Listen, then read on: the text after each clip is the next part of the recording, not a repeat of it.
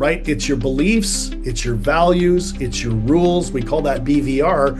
And for people that literally become high performers, and people that become high performers tend to make a little bit more money by adding more value to more people, it's really about what is it that you need to let go of.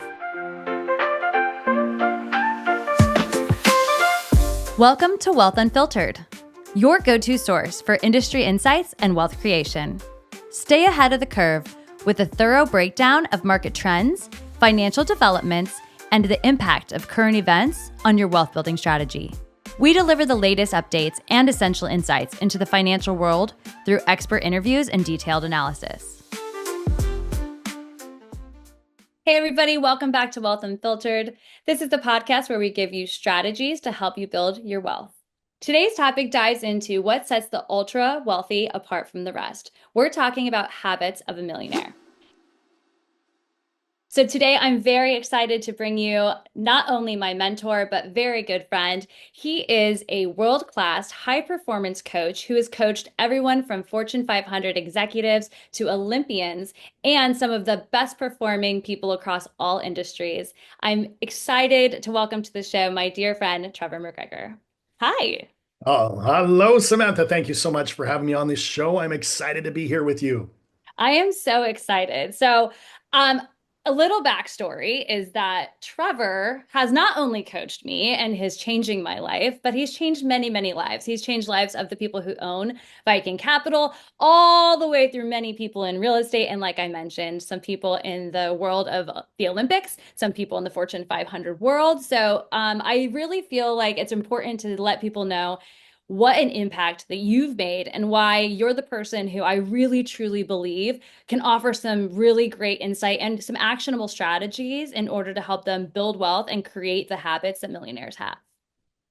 Well, thank you very much. And yes, my claim to fame is I've done over 40,000 coaching sessions, which is an actual statistic. You'll hear my voice is a little bit raspy, but it's my passion to help people really close that gap from wherever they are to where they could be, in their finances, in their health, in their relationships, in their careers. Doesn't matter what the topic is, because again, there's the right thing to do, and then there's the wrong thing to do. And what we like to do is look for patterns of people that have really made something of themselves. And, the people that make something of themselves definitely realize that becoming wealthy means that you have to add value to someone or something. And then money becomes the byproduct of that value. So I've had a firsthand look at people doing it in real estate, doing it in franchising, doing it in corporate, doing it as entrepreneurs.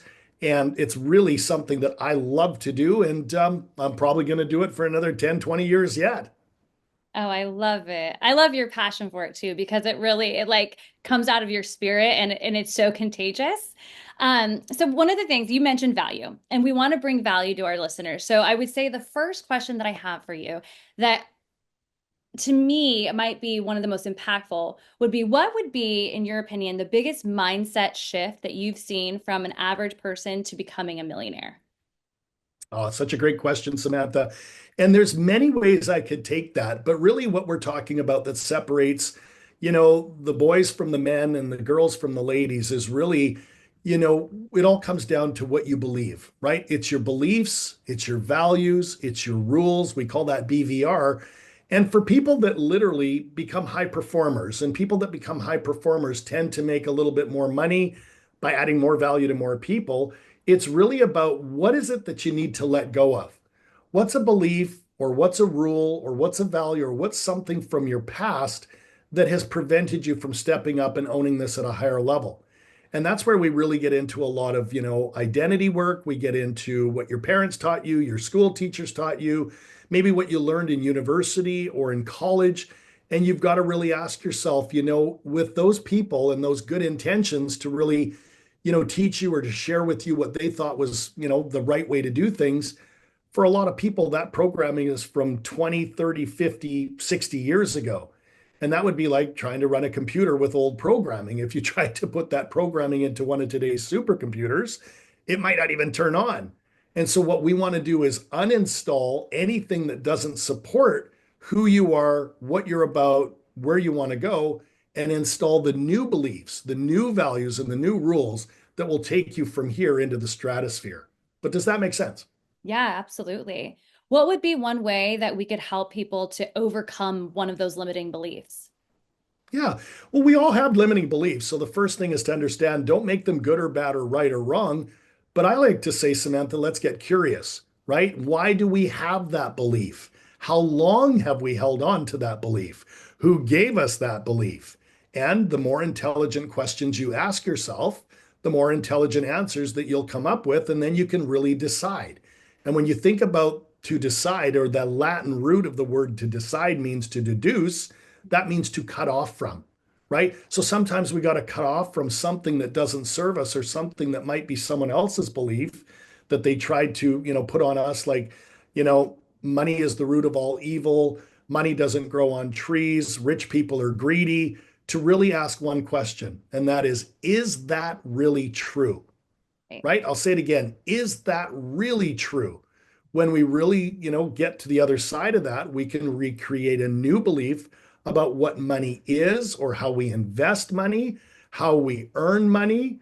I can tell you with authority that most high performers that I coach have multiple streams of income, and they really understand that, what, just working a W 2 where, that's okay for average people. High performers don't want to be average. They want to step into something that's bigger and bolder. And that's where they'll invest in real estate. That's where they will, understand and appreciate that if you look at 80 to 90% of millionaires in the US, most of them made their money through this beautiful thing called real estate. Yeah. So, in addition to me being a high performance coach, I'm also a real estate investor. And I think you know my story. I've been investing in real estate since 2003, right? So I've had a good run in, all different types of investment vehicles and asset classes and that sort of thing. But I really do believe in multifamily syndication because ultimately people need a place to live. So I know that's a fire hose, but I'll throw it back to you. No, absolutely. And you touched on something. I was reading a statistic today. It was about this gentleman had went, I think, I want to say the number was like over 200,000 people who are millionaires and their net worth had to be over 4 million. And he did a study on them. And one of the things that you touched on was multiple income streams. And out of all of the millionaires who have over 4 million in value, every single one has multiple income streams. And I think it was somewhere like 68% had two or more, and it started going down from there. But I mean, even like the most there was a 5 or 6 income streams at like the highest 10% of people there in that category. So I think it's really important that you touch on that because it's very difficult for people to, I think, kind of make that transition in their mindset of like, well, how am I going to do this? I only have so much time in the day. Right. And Oh, I I think love that's that. like the biggest thing that we hear all the time, So that leads me to my next question for you, which is how do people manage their time and create habits for themselves that will allow them to have multiple income streams? Oh my gosh, such a powerful question. And it's really what I call taking an inventory of what you're doing with your time. So when we really think about it, we all have what's called the rule of 168. And if you're not familiar with that rule, well, it means that we all have 168 hours to work with. 7 days a week times 24 hours is 168 hours. Now, we sleep for some of those hours, Samantha. We eat, we pay the bills, we spend time with the family, but we also have the opportunity to work. And it's really in that window of work where we take a look at, well, how much of your work is active and Mhm. how much of your work potentially could be passive, right? Yeah. Because when we go back to high performers, most high performers might have active income, but they definitely also understand the L word. And the L word is for leverage. And leverage is where they start to see, hear, feel, and know that if they really do their due diligence and research on someone, and it's not typically speculating, right? Because there's a difference between, say, speculating and, really finding somebody that's proven and has a track record, kind of like Viking Capital, who I, full disclosure, invest with and have invested with multiple times. It's really finding somebody that's already doing what it is they're good at. It's almost like what we call their zone of genius, and then tapping into that. So whether you've got an active job, like a W-2 job, or you've got the opportunity to create a side hustle, and some people might do that in the stock market, some people might do that in e-commerce, some people might play in crypto. I've never, ever, ever met a high performer that didn't have something to do with real estate. And whether it was active or passive or both, they understand that concept of leverage and they commit a certain amount of their time every week or every 2 weeks or every month to making sure that they're working on that part of their journey. How does that all land with you? Yeah, no, actually, it kind of reminds me of another thing that you and I had talked about during our while you've been coaching me, and Yep. that is understanding like your highest and best use of time. You talked about finding your zone of genius, but I think part of that, is really being able for people to understand like how do they create that time and how do they stay within the zone of genius to make sure they execute at the highest level. So maybe you can touch a little bit on that. Well, I love it. Absolutely. And if we stay with the real estate, I mean, if you think about real estate, it's multifaceted where some people have to go look for the deal. Some people have to underwrite the deal. Some people have to raise capital for the deal. Some people have to run the asset once it's purchased, right? So you could do that actively, whether you go buy yourself a single family home or a duplex or a fourplex or doesn't, have to be anything massive as long as you're taking intelligent and inspired action. Or you could find somebody that literally has the zone of genius where they're finding the deals or they're underwriting the deals. Maybe you're writing a check or wiring the cash for it. That's how play into it, but you don't run the asset. And that's why I love Viking Capital. And what you and Vic and Ravi and Chris, your beautiful, partner in crime there are doing is really giving people that opportunity to do a time audit and to understand, well, do I want to be active? Do I want to be passive? Do I want to look for deals, underwrite deals, or run the asset? Or do I just want to leverage my capital and put that capital to good work where, you're making absolute, amazing money while you sleep. And eventually that money comes back to you plus the profits that then you can redeploy in other Viking projects to really grow your net worth to epic proportions. So to answer your question, it all comes down to really understand that when people talk about time or they say, well, I don't have the time to do this, or I don't have the time to even understand it, really they're cheating themselves out of having something that could radically change their family's life for the better. And to summarize, what I do with clients in terms of time management, I always say that time management decisions are really values decisions, right? We spend time where stuff is important to us. So, if you spend time with your body and working out, you'll be healthy. If you spend time with your spouse, you'll be, happy in your relationship.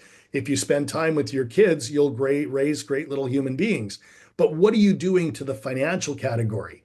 And are you tolerating just working one job and that's your only stream of income? Or are you ready to step out and into leverage and higher forms of finding other people's zones of genius and you get to go along for the ride? How does that land with you? Yeah, no, absolutely.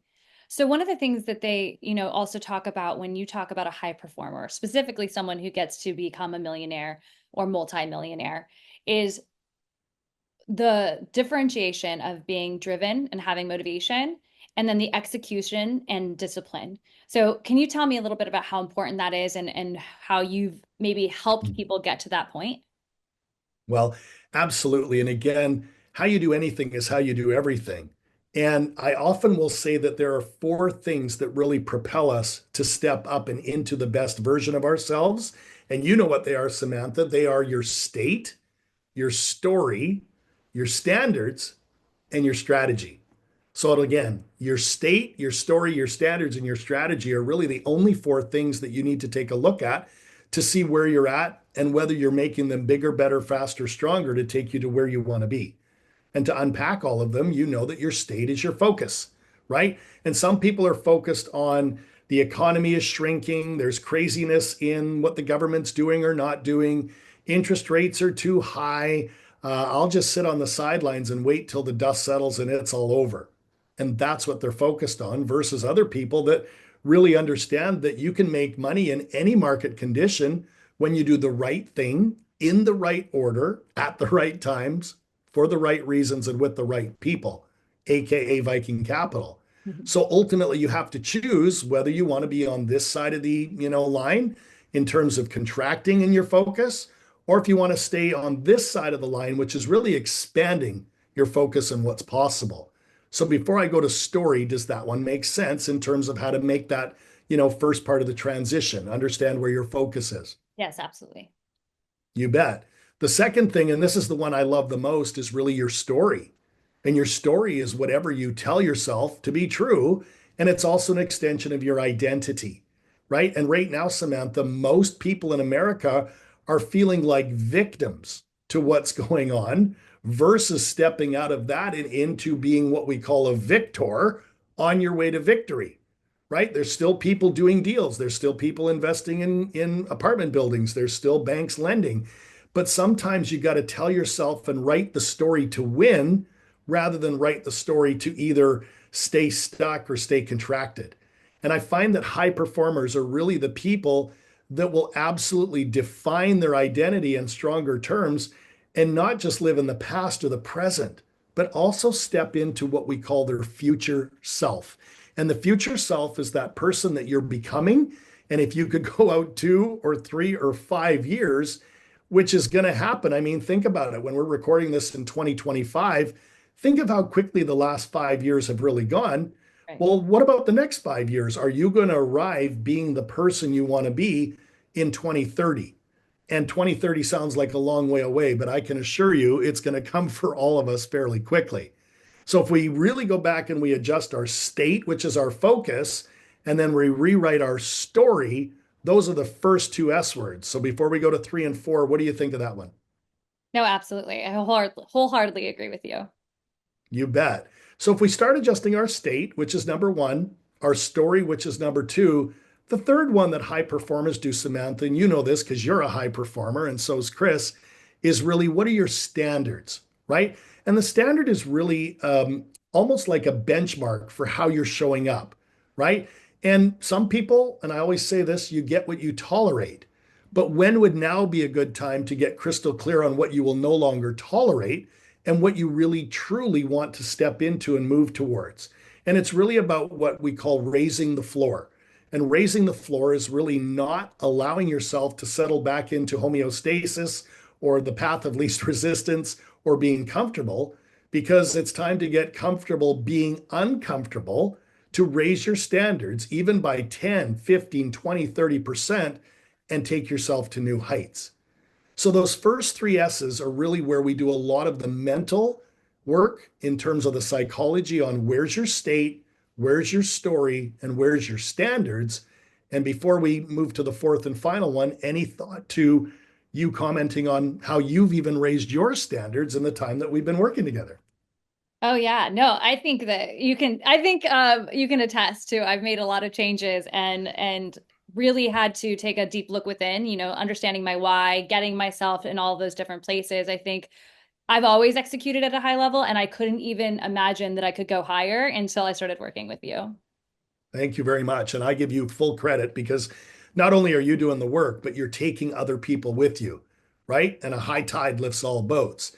So if you or our listeners improve their state, their story, and their standards, there's one thing left, and that is your strategy.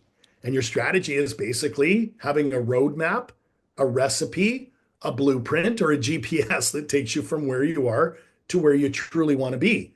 But we often say never ever start executing on a strategy until you first checked in with your state, your story, and your standards.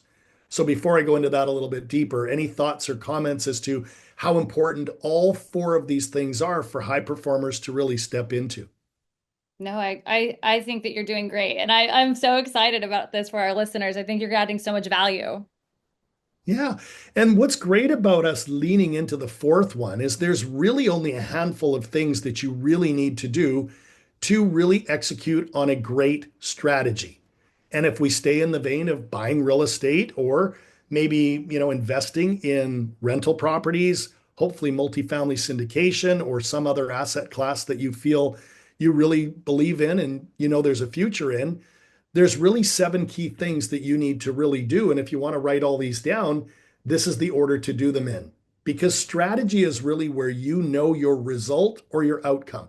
And that might be, well, I want to take 50,000, 100,000, $250,000, invest that in real estate, and not only make a great preferred return every month or every quarter on that, but a huge chunk of that is going to come back to me and then some, after 3, 4, 5, 6, 7 years, depending upon what the deal term is. But you always must know your result or your outcome. The second of the 7 steps is really, why do you want it? What's the purpose? Why do you want a second income? Why do you want another stream of income? Why do you want to invest in real estate?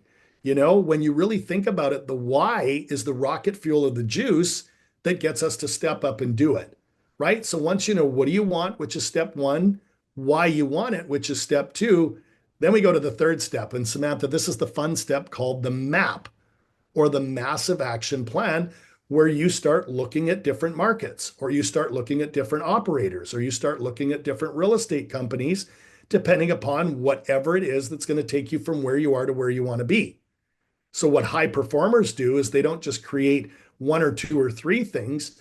They typically come up with 4, 5, 6, 7, 8 different things that when you tackle them all and do them systematically, it can radically give you the insight that you need to go further faster. So step one is, what do I want? Step two is, why do I want it? Step three are, what are all the things in the map that can take me there? Steps 4 through 7 are really very simple, because step four is what we call prioritization. Prioritization, it's where you look back up at the map and you say, all right, here's the first and the second and the third thing I'm committed to doing right now, right? And my coach and mentor, Tony Robbins, who I had the great pleasure of working with and for half a decade, he said, never, ever leave the sight of a goal without taking some form of action towards it. So once you know what you want, why you want it, and what you need to do to get it, you've got to prioritize 1, 2, or 3 things. And that then takes us to step 5, which is called time stamping. And time stamping is just a fancy term for, when are you doing it? Are you carving out time this week to do it? Are you going to do it on the weekend? Are you going to do it in the evenings after work? And is it scheduled? Because if there's one thing I know to be true, is that what gets scheduled gets done for high performers. If it's in the calendar, it's happening, right? So if step 4 was prioritize it and step 5 was put it into your calendar and know when you're going to work on it, there's only 2 left. Step 6 is called leverage. And leverage is a fancy term for high performance of who can help you. How can Samantha help you? How can Chris help you? How can Vic or Ravi from Viking help you? How could a coach help you, right? How could AI help you, right? There's always someone or something that can help you go from where you are to where you want to be. And then last but not least, and then I'll throw it over to you, step 7 is execution. Execution. You got to pick up the phone. You got to send the email. You got to make that happen. You got to wire the money. And once you do, you're in the game. And it's oftentimes where I'll talk about sports. I mean, if you really think about the Super Bowl, you could be in the stands watching the Super Bowl, or you could be on the field playing the game. And what high performers prefer to do is get on the field and play the game. So I know it's a fire hose, but I'll throw it back to you for reflection. Yeah, no, I actually, you really made me just think about one of the things, I have like a list of questions and I like to ask you guys, like when I have a guest on the show, I have like, all right, I want to ask this and this and this, but I love it when you kind of help me go outside of the box of what I was already thinking. And one of the things that you said was, you mentioned right now how athletes as being some of the most high performers, I feel like when you look at an athlete and you look at somebody maybe who's really great at real estate and has become a millionaire, maybe somebody who's a serial entrepreneur and has multiple companies, there's a couple of things that you can say across the board that they have in common. And some of those things have to do with their mindset. One of the other studies I was reading was how positivity is one of the biggest keys in every millionaire's mindset. They believe that they can do anything at any time, anywhere, anyhow, and they truly believe it. And one of the, like, that made me think, okay, so the difference between athletes, A, yes, they do that, but B is they also, I think, have this like self-development like mindset where it's like ever ending, not like they always want to keep on going. So where do you find the value in having people continue developing, even when they've already maybe become a one-time millionaire, two-time millionaire, but how do they keep on growing using mindset? Well, I think that you said it first off, that, they're positive. They know that, In order to go from wherever they are, after you make your first million, the goal is to make your second million. Or once you make 2 million, the goal is to make up to 5 million or 10 million or more. It's really about believing and staying positive that if, again, you do the right things in the right order at the right times with the right people, you can absolutely move in that direction. Right. So I think the very first thing is are you negative and are you coming up with all the reasons why you can't do something, right? Because of interest rates, the economy, the president, what's going on with the extreme weather we're having. I mean, Tony often says what's wrong is always available, but so is what's right. And high performers see some of the craziness that's going on, but they don't let that dictate who they are and what they do, right? There's also another great quote that I'll bring in here that comes from Tony Robbins' coach, and his name is Mr. Jim Rohn. And Jim had one of my most famous quotes, or my favorite quotes of all time, where he said this, that it's not the winds that blow on you that will determine where you end up, it's the set of the sail. Yep. And I just love it. I'll say it again, that it's not the winds that blow on you that will determine where you end up, it's the set of the sail. And who's responsible for setting your sail? Well, you're responsible for yours. I'm responsible for mine. But I also believe that high performers, hang around with other people that set better sails and help people set better sails together. So at the end of the day, you've really got to go back to the fact of, what being positive means getting around the right people, the entrepreneurs, the real estate investors, the business owners, the people that want to play life, at the fullest level. And even when things do go awry, or maybe there's some speed bumps, or there's some hiccups, or things don't go as planned, they get up, they dust themselves off, and they keep on keeping on. And there's a term for that we use in high performance, especially with a lot of my sports athletes and Olympic athletes and a lot of my business owners, franchise owners, entrepreneurs. And that term is called speed of recovery. And speed of recovery is a simple term that, if we go back to sports, if you like football, and I know that you and Chris are avid, NFL fans and NBA fans, and you love your sports, when you think about the best of the best of the best in football, or the best of the best and best in basketball, or hockey, or tennis, or whatever it is, they don't always win, right? They don't always get the point. But what they do is they absolutely park, the poor performance, and they get back into the belief that they can put the ball in the hoop, or they can put the football in the end zone, or the puck in the net, or whatever you want to call it. But they really don't sit and fester when they're responsible for resetting the sail and getting the ball, or getting, the thing back to go score points. And as I've worked with thousands upon thousands of real estate investors, Fortune 500 executives, franchisees, business owners, entrepreneurs, sports heroes, it's really true. And that's where we are an extension of who we believe we are. Right. Because if you believe you can't, you won't. But if you believe you can, you'll figure it out. Because for the committed Samantha, there's always a way. What do you think of that? Absolutely.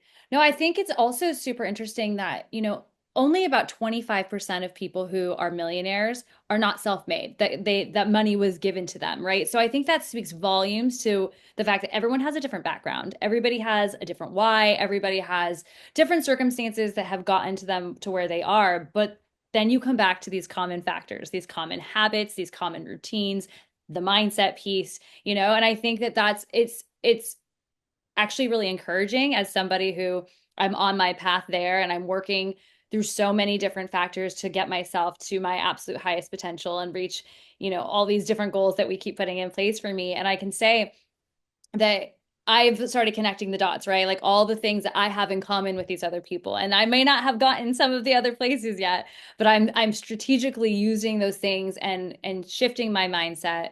And one of the things that I have found actually that has helped me really change my life, because I used to always have a really incredible morning routine, and I still have an incredible morning routine. But what I haven't had until very recently, I would say actually we started doing this at the beginning of this year, was having a PM routine to set myself up. Mhm. And all of my research that I've done has shown like how successful people, specifically millionaires and, wealth, the ultra wealthy, they have a PM routine. They have all of these things in place that set themselves up for the next day as well. So I was wondering if you have any, whether they're ones you use or that you recommend to your clients for morning or evening routines that will help people listening try to create these things so that they can have another step or a stepping stone towards success. Oh, what a fabulous question. And yes, I can absolutely talk for hours about this because ultimately it really comes back to really how hungry are you, right? How hungry are you for success? Do you want to settle for an appetizer or do you want the steak and lobster because it's available to anyone who applies themselves? So when you think about, high performers, they don't get up in the morning and hit snooze 6 times and crawl out of bed at 7:30, right? They're up at 4:30, 5, 6, whatever that time is, and they have a routine, a habit, and a ritual that really works for them. And I'll be happy to share mine because I get up every day, Samantha, and you know this, at 4:30 a.m. Now, it's not for everyone, Yeah. but for those that are defiantly committed to success, I get up when average people aren't willing to get up, and I do things a little bit differently. The first thing I do is I go into, the washroom and I use the washroom. Then I go to the kitchen and I get a glass of water and put lemon in it to alkalize because you really need that alkalinity first thing in the morning. And then I'm directly into my meditation chair. And my meditation chair is where I'll do a guided meditation or a visual meditation or an audio meditation for 15 or 20 minutes and just prime the mind and prime the body to really do something that really allows me to feel into what I'm here to do. And once that meditation is over, then I do a light workout at my home gym. I might do some weights, I might do some cardio, I might do some resistance stuff. And then bam, it's into the shower, it's off to the coffee maker. And then I sit down in my home office and I am ready to rock and roll like nobody's business. And whether I'm working in real estate, I'm working with a client, I'm working on something that I'm doing for, my consulting business. We also have a publishing business. I'm also married with 3 beautiful children. We got a lot going on. I've already done more before most average people even think about getting out of bed, Yeah. right? That's the morning routine. When we think about that, most people just end it there. But what high performers do is they have a cool down or a late routine. That could be in the mid afternoon or the late afternoon, where, once you're done at the office, you shut down your computer and it is family time. It's gold time where you are home, you're present with your spouse, you're present with your kids. You might do some evening sports. You might help the kids with their homework or whatever the play at the plate is. And then you absolutely might catch a little bit of the boob tube. I don't watch any TV as a fact. I'll watch some documentaries or sports, but I don't really watch TV. But we'll watch a documentary. We'll listen to a podcast. We will have a high level conversation about what our goals are. We'll have family meetings. And then from there, you start to go into a little bit of pre bed routine where no screens at least an hour before bed, right? And then you're starting to think about, what you were grateful for in the day. What worked? What did you move forward? Who helped you?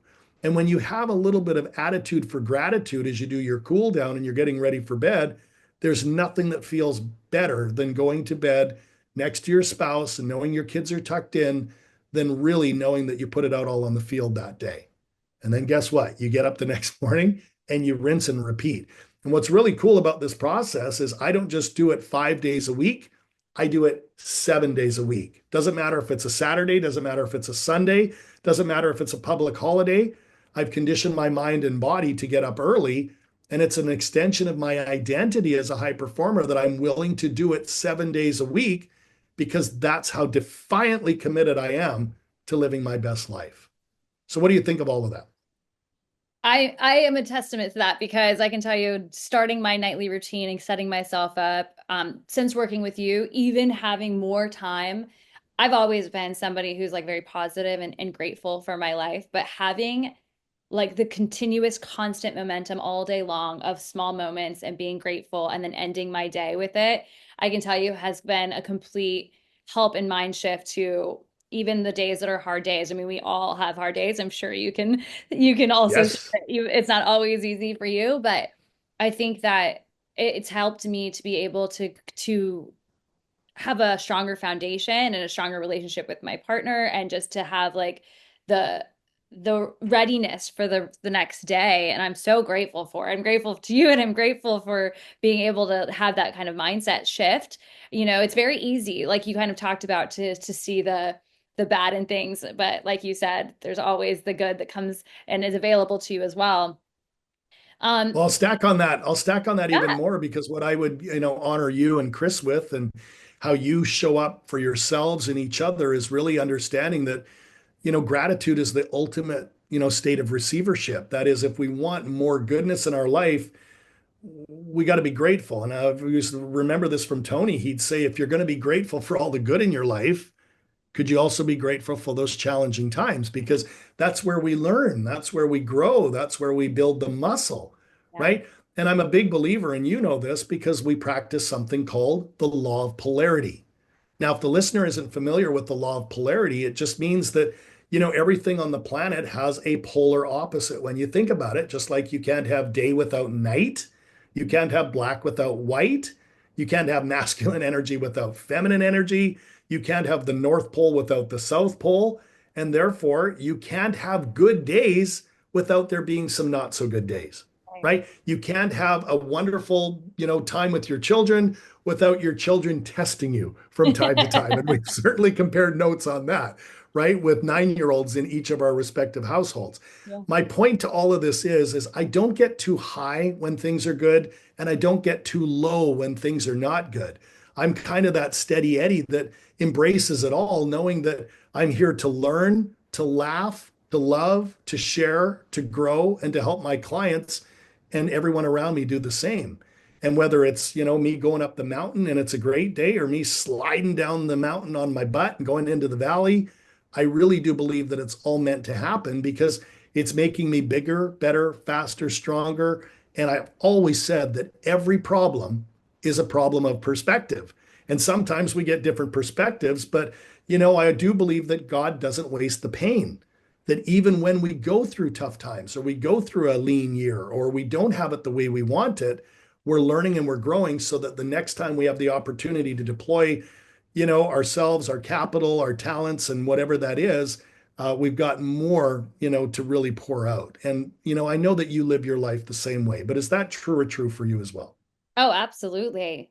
Okay, you made me think of a question. What is a setback or a challenge that you face that you feel like it's actually helped you to become more successful?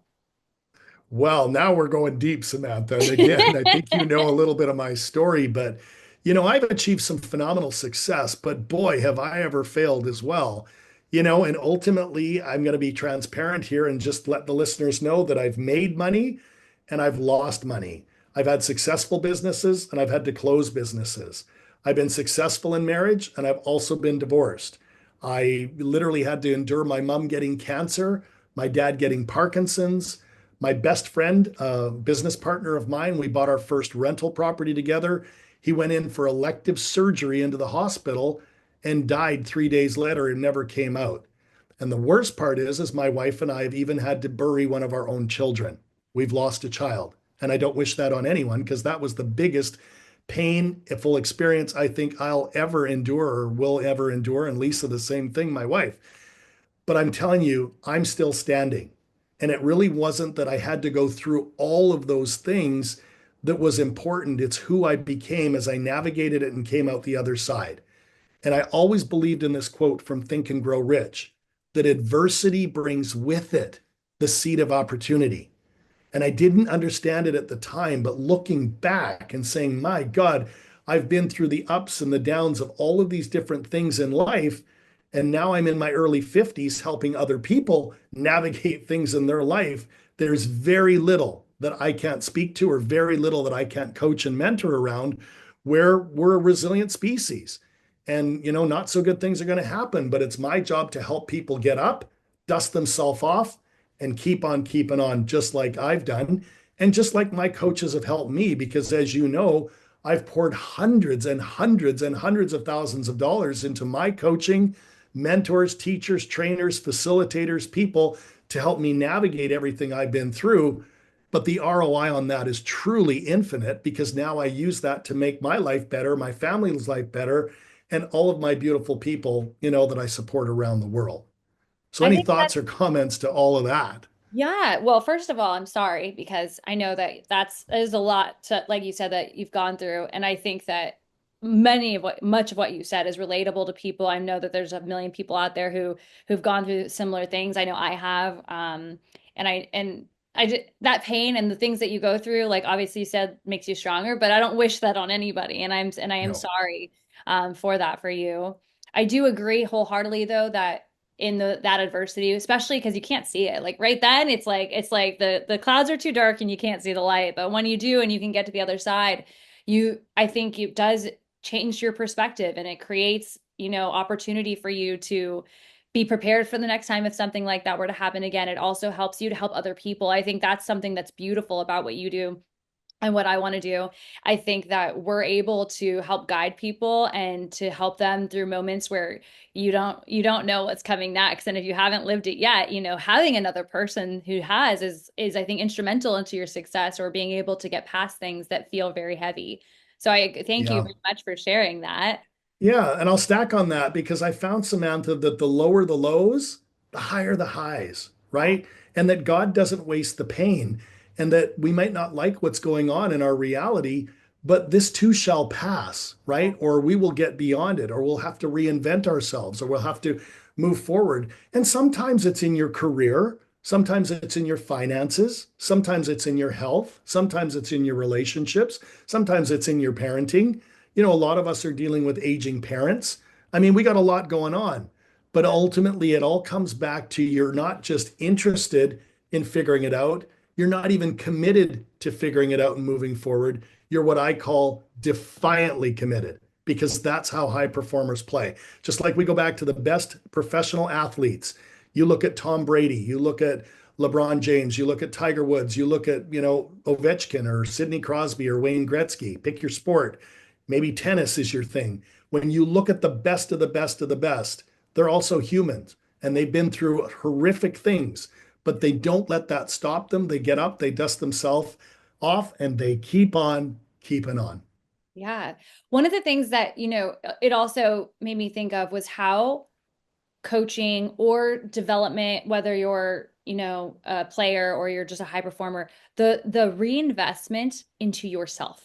Like Yes. one of the things that you taught me was investing in myself. And people talk all the time about how money is so important. You need to invest your money. But I think just as equally important is it to invest in yourself and gaining the knowledge to make sure that you're at the top of your game to continue on.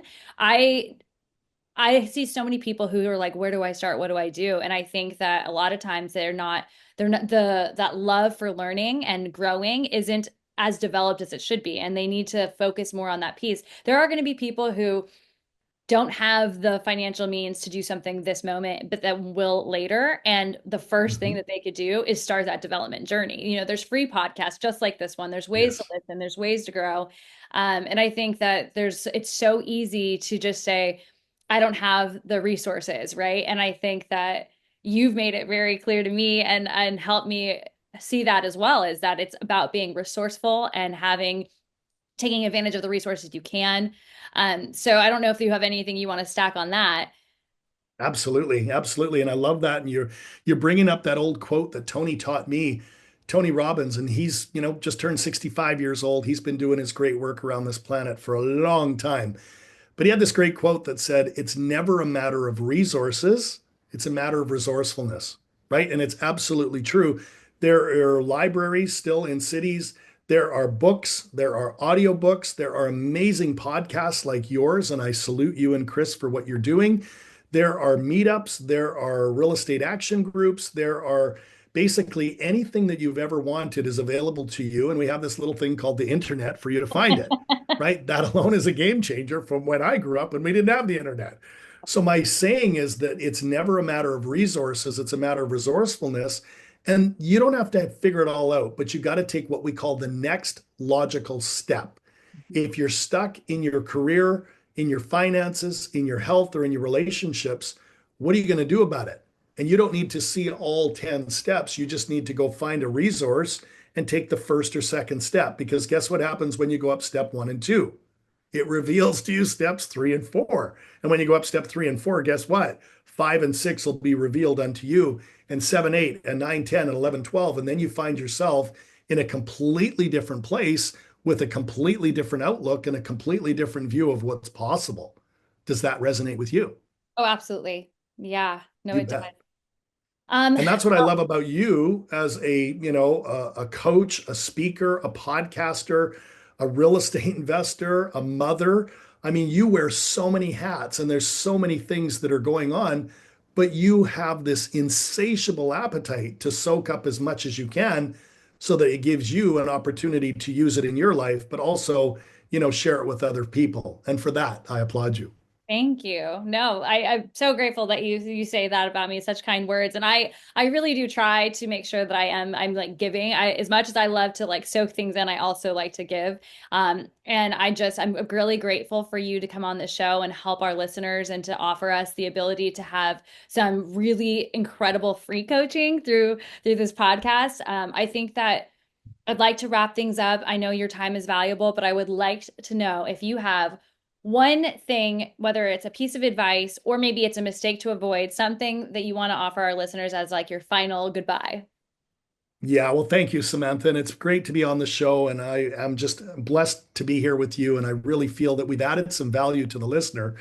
And, I'm a quote guy. If you haven't figured it out, I've probably dropped 5 or 6 quotes in this episode. So for anyone that wants to go back and re-listen, oftentimes great things come from quotes. But one of my other favorite quotes, and again, it comes from Mr. Jim Rohn, Tony Robbins' coach, is he said this, that don't wish it were easier, wish you were better.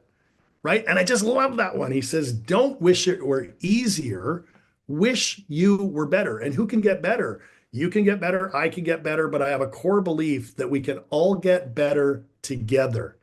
So, with that said, pick up a book, pick up an audiobook, go to a meetup, talk to somebody who is already doing what you want to do in real estate, hire a coach, listen to this amazing podcast. But I'm telling you, for the committed, there's always a way.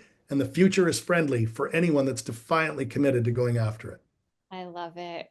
Well, anyone who wants to reach out to you or maybe, get some coaching from you, could you give them a resource? Absolutely. Thank you very much. And the best way to find me, folks, is really over on my website. It's very simple. You go to trevormcgregor.com. That's TrevorMcGregor.com, trevormcgregor.com. And there's a few resources there. There's some testimonials there. There's a little bit more info on how, we might be able to do some work together. You can also find me on some social channels. LinkedIn is probably the best place to find me, or Facebook.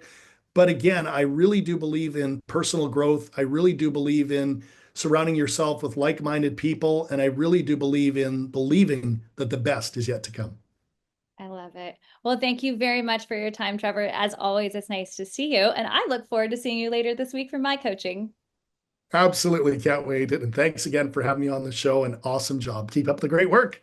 Thank you. Until next time, everybody. Thank you for tuning into this episode. We truly appreciate your support.